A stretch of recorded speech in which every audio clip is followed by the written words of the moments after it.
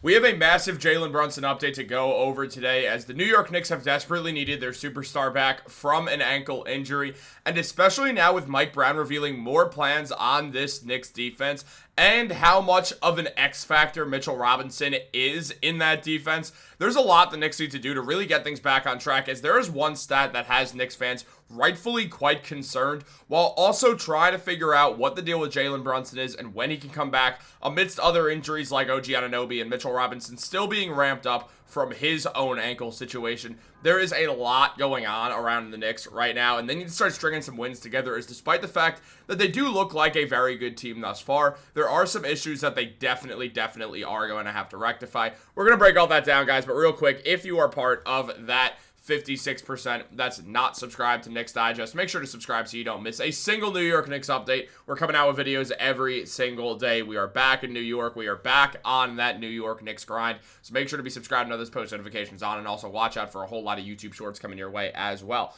But let's jump into it, guys, because Jalen Brunson being injured has been one of the real key factors for this entire Knicks season. Brunson went down against the Orlando Magic, turning his ankle, and ultimately, I missed that traffic.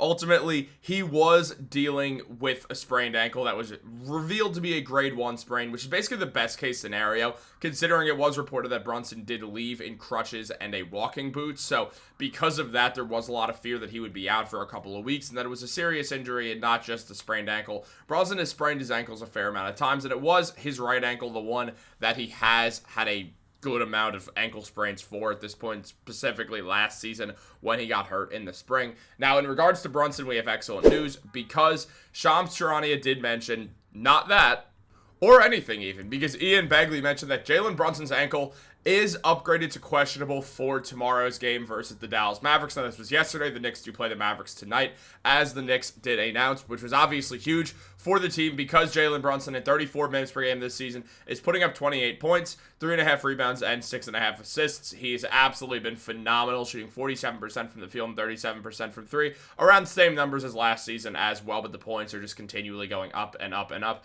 as Brunson is one of the true superstars in the NBA in the prime of his career at age 29. The Knicks see this season as a huge opportunity to win the NBA Finals, specifically in a weakened East this year. But right now, a big portion of this is going to be, can Jalen Brunson and the whole Knicks team stay healthy? That's a big part of things. And on top of that, also just Jalen Brunson being the best player on the Knicks. They're not going to win anything without him. They would not win a playoff series without him, most likely. So obviously having him back is going to be huge, as the Knicks will monitor that ankle going forwards. Now, that's obviously huge news. We know how important Jalen Brunson is to the Knicks, and he's also had a lot of interesting moments with the Knicks.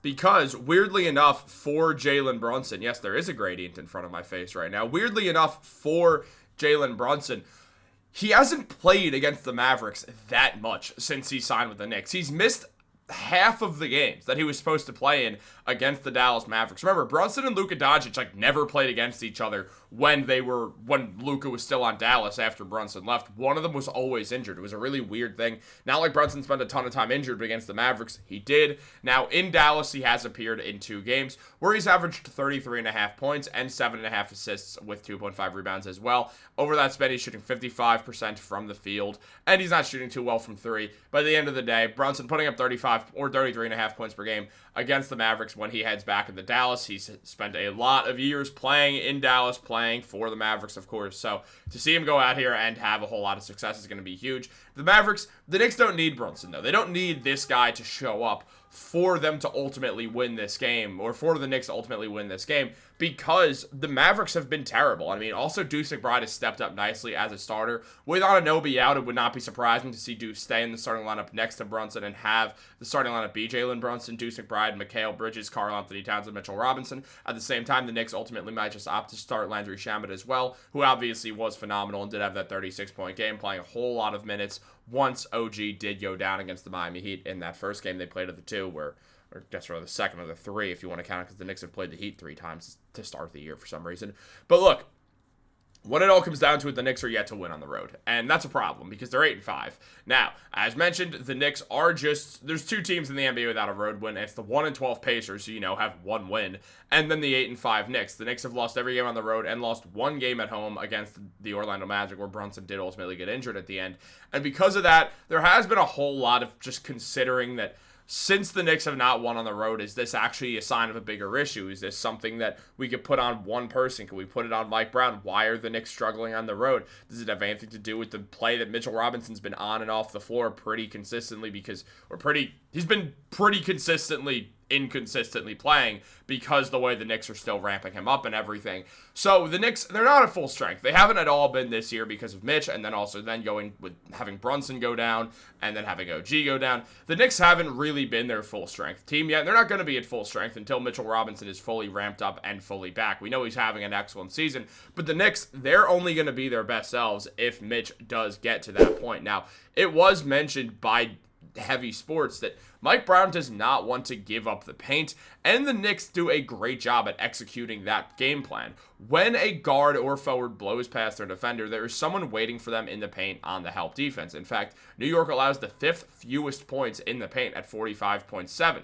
The Knicks are not a team that is super active with their hands on defense. They rank in the bottom half of the NBA in both steals and blocks per game. However, Mitchell Robinson is averaging 1.2 blocks per game in his 6 games played. Now, once Robinson is able to ramp up his minutes, the Knicks should get even better in the paint, and that's going to be one of the biggest things here surrounding the Knicks. They don't really have defense outside of Mitchell Robinson for that paint spot, and the Mavericks, they're a team that, I mean, the shooting has been shaky this year to say the least, but on top of that, they are a team that's in full rebuild mode. I mean, when you look right here at the lineup that they were throwing out there, it's evidently clear they're rebuilding. Anthony Davis is out with that calf injury, and he's not going to play on it because of the fear of tearing an Achilles.